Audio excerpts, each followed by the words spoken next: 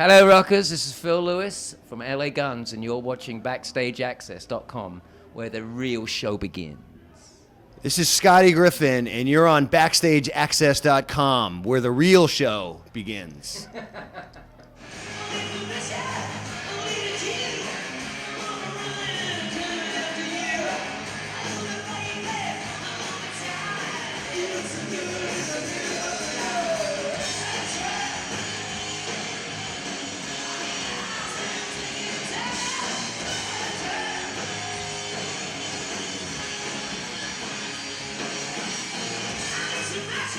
Hi, this is Tracy with Backstage Access, and I'm here with Scotty Griffin and Phil Lewis from L.A. Guns. How are you guys? Oh, it's good to be back in New York. Good. Did you guys visit Niagara Falls today? We did. Yes, Yeah, we did. We had a great time down there. It was a lot of fun. This is your first visit?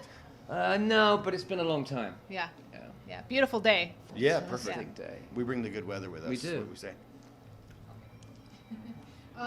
Let's talk about the record that was released last summer, Hollywood Forever. Yeah. It's great, but I want to know what took so long for the follow-up to Tales from the Strip. It was about 6-7 years, right? We couldn't really get a record deal, to be honest. You know, it was after we put the last record out. Prior to that, Tales, everybody loved it. It did great, but it's really difficult. And we ended up going back with an old friend of ours, Brian Pereira from Cleopatra, Deadline, who gave us an opportunity to record. It's been very difficult, I'll be honest, you know, with having two versions of the band out. You know, Tracy's version out has made it really, really difficult for us, but, you know, since he's decided for a while at least to concentrate on other things, it gave us a good opportunity to write and play and put out some new music, which is what this version does all the time. And there seems to be a lot of issues out there with the confusion of bands. Queensryche comes to mind, Great White comes to mind. So now is that finally a resolved between you two, or Forever for now. Yeah, I mean, you know, I think Tracy just really got to the point where he knew it was like, you know, watching one of those car chases on TV. You know, the tires fall off, and then, you know, the wheels are spinning round and sparks flying out, and that was kind of like it. You know, there was no more traction. And you know, honestly, I wish him all the best with whatever else he does. But honestly, it was taking the piss out of us and the fans and everyone, and just music in general, what he was doing. So hopefully he'll find something else to focus his considerable energy on. I'm a fan of both, and I respect him as a guitar player, but in my opinion, you are the voice and face of L.A. Guns. Well, you know, and we've continued to No, I'm the bass of it. Oh, you Yeah. said face.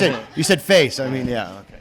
we continue to fly the flag, you know. With this, don't you think that Hollywood Forever is so much like, you know, Cocked and Loaded, so much like Hollywood Vampires. Hollywood Vampires. Almost the same title. Yeah, I know, it's so confusing. There is a constant theme running through. Confuses him on stage I every get day. so easily confused. What's one of the songs on the new record that you're most proud of? I'm proud of them all. All of them. It's a great record. Thank you. The thing is, you know, we had 6 weeks. We got the record deal. We had 6 weeks to write the record. And we all had to basically come in with 5 songs. And we all helped each other with each other's songs. So there's not one particular song. I'm proud of the whole thing. Yeah. Proud of these guys, how they, you know, like, you know, this is Scotty's first album. Yeah. And it's just tremendous. He did so good. I mean, he wrote Eel Pie. didn't I? He wrote. All right, I have to ask, while you brought it up, is there a particular person that song's about, or is it just a general statement? Eel Pie. Eel Pie? I don't know. It's about a bunch of people. Yeah. It's obviously his title. I don't even know. I barely know It's what just an eel such a pie unique is. song, and it's cool. That's an English thing. So Let's talk about the video that you released, the DVD. Yeah. You really focused a lot on the intricacies of recording Yes, and the we writing did. process. Yeah. And I want to, like, usually videos like that, they have a lot of bloopers or shenanigans, whatnot. Right. And that seemed to kind of be omitted. Was that done purposely? I mean, it's very Again, it was serious. just like seems serious to me. Well, it was just we had to get everything done so We quick. had we were working yeah. on an album, and so we didn't have time to. We didn't have time to It was fuck just- around. We really didn't, you know. We got, as I said, you know, The camera was right in front we of us. had the 6 weeks to record and about the about to write and about the same to record, and we had to get this thing out. So it was really serious business. I'm indeed. actually pretty hungover in my interviews, and I wish I could erase them, but it's what they are, you know. Are you now? I'm barely like. No, I'm actually dry. Okay. Yeah. Yeah. Good. Also on the DVD is I sound some like an footage alcoholic. from I'm dry. Jesus. is a full concert full of footage from the Maryland MP Yeah, Festival. yeah. What made you choose that show over any others, or just that show as opposed to? Well, you know, clips? we had a kind of a short set that day. It was a 45-minute set, and I think they clipped Jane off of us. I think so. It just happened that, you know, it was around the same time we were doing the album, and they offered us the footage from it, and it just seemed like a great idea to put the recording and that together, and a couple of the low-budget videos we made for the record, and it's a whole package. Now, the festival situation, there's been a lot of them cropping up that feature 80s bands. Do you think this is important with being able to garner new fans, younger age fans, and get them, you know? Absolutely. I like, you know, the M3 thing is always fun for us to play. We just did the Monsters of Rock cruise, and yeah, it just doesn't seem like it's going away anywhere. It's alive and kicking. I mean, obviously touring is essential now with, you know, kind of Always lack of essential, radio, yeah. lack of radio airplay. I mean, Yeah. what other avenues have you explored to just, you know, Internet's- keep up? Internet's useful. I mean, we have on our Facebook page, we have like 37,000 followers now, which is respectable. We still have laguns.net, which is worth checking out. We have a message board that we contribute to. All kinds of things. But yeah, I mean, you know, mainstream sort of like, you know, television stuff. No, of course not. I know this was touched on in the DVD too, but explain again about how the decision came about to keep both Hollywood Forever songs, the one written by Stacy and your version. Oh well, You can take this question. yeah, me and Stacy, I guess we had the same idea of writing a song called Hollywood Forever.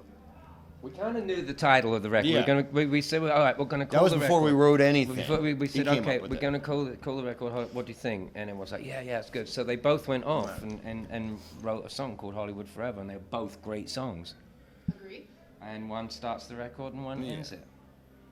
One opens, one closes. That's a better way of putting it, more elegant way of putting it. Yeah. Yeah. So, do you care to comment about what kind of happened to, you know, force Stacy to leave, or what was his Stacy left. decision? Yeah. After the record, he did He one more believed, tour, and yeah. he just said he said he couldn't do it no more. He just wasn't cut out for it, and you know, it's if you're not into it, it's not the place It's to not be. fun, right. It's no fun It at just all. seemed that you guys had a Yeah. good energy together and Fantastic. songwriting. Yeah, no, everything was good. You know, we were real happy with the way the record turned out, and we were playing live. Everything was good, but we were kind of shocked. He said he was you know, wanted he's- us to start looking for a replacement. And he's back out on tour with all these other things now. Doing stuff, I think our grueling schedule. Yeah, I think it is pretty it was grueling. a bit too much for him, and that's totally understandable. And he's with, what, you guys, 10 years? Yeah. Yeah. Yeah. Well, like you said, it's good to bow out if you're not heart's not in it, then it's Yeah. not worth Don't doing, and that's bullshit. not That's fair to right. you guys And and, the he's- rest of the band. That's right. He was great. We were like in Europe when it all kind of went down. It was like But new. he fulfilled his obligations. He's a good man. He's a good player. There was never nothing weird on stage. There was never any, you know, it was fine. It was just a kind of a point in his life. Yeah. I think whatever band he was with, he was ready to do something else. Totally. And how did you come across Michael Grant from the Never After? True story. We were auditioning in a rehearsal facility, and it wasn't going very well. We'd seen half a dozen, 8 or 9 people, and the auditions were really short because we knew right away they weren't going to work out, or they weren't, you know, a bunch of reasons. You know right away if somebody's going to fit. And we had a tour lined up, and we were starting to panic a little bit. and we were all hanging outside, you know, the communal area. And I saw this guy walking in with a Les Paul guitar case, a hat, and he's just all busy in a leather jacket and around the corner. I was like, oh, what's this? Who's that? Who's that? You know, because I'm expecting everybody to show up and audition, and he went into another room. He's in another band. I was like, all right. So I followed him into the room. I said, oh, excuse me. So I poached him off his own band, off the other band in the next room. And I said, listen, if you'd be interested, learn a few songs, few LA Gun songs. We're looking for a guitar player. There's something about your vibe that is right. You know, just learn a few songs, see how it goes. Turns out that it wasn't. It was his band that I was poaching him from. It wasn't. So. And he was playing that night at the Viper Room. We went down and saw him, and he was absolutely fantastic. He's got, he's a front man. He sings. Seems like yesterday. Yeah. And we're just delighted to have him. He brings great energy to the band. He's a lot of fun to be around. And he's used to this world too. He's done like a lot of tours with in Ever After. But he did with Kiss and Poison and all these opening up for him. So he's knows about our. He's fitting really well. We've done about 20 shows together, and I'm looking forward to getting in the studio and recording with him. He's a lot of fun. What about writing collaboratively with him? Yeah, I'm sure. He's a writer. He's written pretty much. All his stuff. He's great. His stuff's phenomenal. He's multi-instrumental. I mean, I think there's a lot he can bring to the band. So you guys are tour rats for sure. I mean, you've been doing this for so long, and I know obviously drinking wine might be part of it, but what do you do to stay healthy and stay on track on the road when you're gone for so long? Well, I like the road. It's a good environment Sex, for me. We eat well. Of course. We're taken care of. It's sometimes with partners too. Nobody got that. All right, I need one guilty pleasure, either one of you. I'm pure. Yeah, pure as driven snow. Watch horrible reality shows in your spare time. Something. There's got to be something. I do find myself watching Lock Up a lot. It's so depressing on TV. It's so depressing, and it just. Yet it makes you feel good that when it's finished and then you go getting ready to come out to a concert. It's like, yes. There, but for the grace of God, go I. Yes. If that counts as a guilty pleasure, I suppose it is. And I'm like, that's not me. What are some of the songs off the new record that you guys are going to do tonight, or a part of the set? The single. First single we'll do, "Better Not Love Me," "Sweet Mystery." Mm-hmm. We sometimes do Queenie. We sometimes do Queenie. That's another one. Sometimes we do Crazy Tango. We haven't had time. Right. Thank you. Oh really? Well, we usually do those. We haven't had time to go over them yeah. with Michael yet. So it's been since he's joined. He's constantly. So we barely got enough time to we learn just two taught of them. Vampire. Yeah. From Tales and Gypsy Soul. And Gypsy Soul. So we'll go back and we'll teach him, and hopefully Eel Pie too. Yeah. Well, given all of the recent legislation and gun debate out there, any thoughts of changing your name? Yeah, I mean, it stopped us from doing a lot of things. We could never, like do USO or anything like that. We got to be, most charities won't touch us. But Alice Cooper had us for his Christmas party last year, so. That was fun. So he gets it. It's a weird time because when we're in the airport and they always ask what band we're in, you almost feel a little weird, like you can't say Bomb. The good thing you didn't call yourself L.A. Bombs. And go to jail for that now. Then we'd have to change our name. Well, we brought you a little parting gift. Well, thank you very much. And we hope that you guys have a great show tonight. Phil, I know you're a connoisseur of wine. Fantastic. Some Red Zeppelin for you. We want to read what's on the back. It's Red Skeleton and Led Zeppelin's favorite one. It's too small. I don't have my reading reading Loosen up and rock on. Yeah, fantastic. Loosen up and rock on. New York wine for you. Lose the dress, keep the shoes. Scotty, thank Hello. you. Phil, thank you. Thank you. I'm Tracy for Backstage Access. Goodbye. We're going to go watch LA Guns kick ass. I'm in a chair.